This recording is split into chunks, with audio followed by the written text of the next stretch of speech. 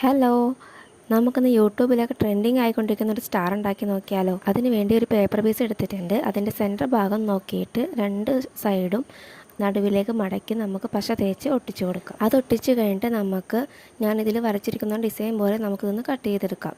ഇതിൻ്റെ full video നമ്മുടെ ചാനലിൽ അപ്ലോഡ് ആക്കിയിട്ടുണ്ട്.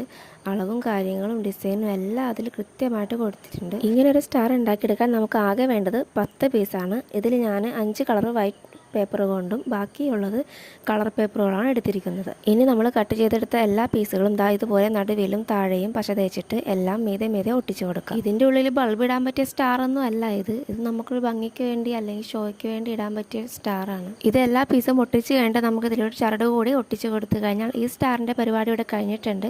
അപ്പോൾ വീഡിയോ ഇഷ്ടമായ എന്തായാലും ലൈക്ക് ചെയ്യാൻ മറക്കരുത്. അപ്പോൾ ഞാനുണ്ടാക്കിയ സ്റ്റാർ എങ്ങനെയുണ്ട്? അടിപൊളിയായിട്ടില്ലേ? അപ്പോൾ ഇഷ്ടപ്പെട്ടാൽ എന്തായാലും ഒരു കമൻറ്റ് ചെയ്യാൻ മറക്കല്ലേ.